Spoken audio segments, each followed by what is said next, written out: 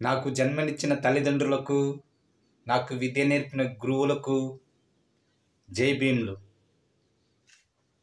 నువ్వు ఎప్పుడైనా గెలవాలి అంటే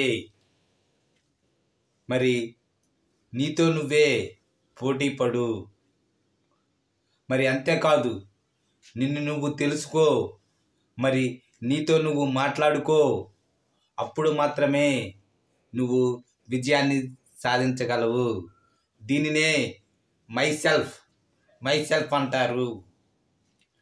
మరి మాట్లాడే శక్తి ఉన్నవాడు మరి ఈ ప్రపంచాన్ని జయించగలడు. మరి మాట్లాడే శక్తి ఉన్నవాడు మరి ఎంతటి వ్యక్తినైనా బోల్తా కొట్టించగలడు. మరి ఒక్కసారి ఆలోచించండి ప్రియమైన సహోదరి సహోదరులారా. మరి ఎవరో చెప్పిన మాట వింటావా? మరి నీ చరిత్రను నువ్వే రాసుకుంటావా? మరి ఏ పనన్నా చేస్తుంటే నీకు నువ్వే సర్టిఫికెట్ ఇచ్చుకోవాలి. మరి పక్కవారు ఎవరు నీకు సర్టిఫికెట్ ఇవ్వరు. మరి అంతేకాదు, నేర్చుకోవడానికి ఎనర్జీగా ఉండాలి, వినటానికి ఎనర్జీగా ఉండాలి. అలాగే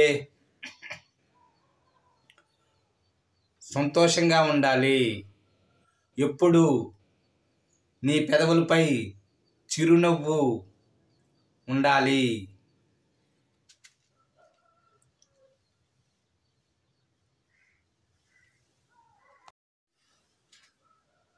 నీకు మాత్రమే కష్టం వచ్చింది అనుకోకు. మరి ఎవరి కష్టం వారిది. ఫస్ట్ ఆఫ్ ఆల్ నిన్ను నువ్వు ప్రేమించుకో. తరువాత ఈ దేశాన్ని ప్రేమించు.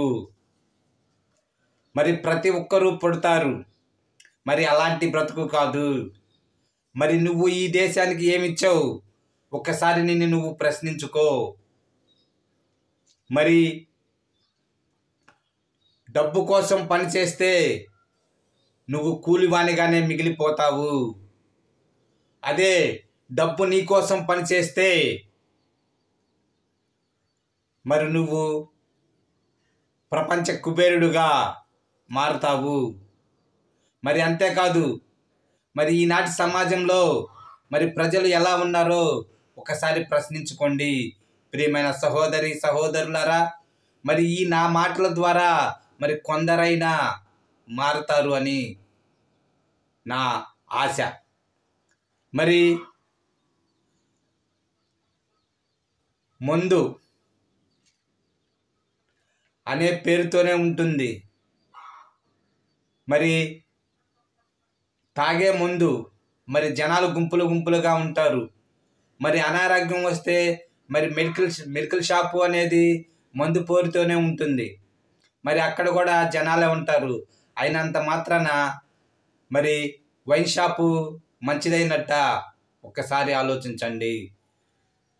మరి నీ జీవితం మంచి మార్గంలో వెళ్తుందా మరి చెడు మార్గంలో వెళ్తుందా? ఒకసారి ఆలోచించు. మరి చూడండి, మరి మెడికల్ షాపు మందు అనే పేరుతోనే ఉంది, వైన్స్ అనేది మందు అనే పేరుతోనే ఉంది. మరి ఈ రెండు మందు అనే పేరుతో ఉన్నా మరి ఏది మంచిది ఏది చెడుదో ఒకసారి మీరు ఆలోచించండి.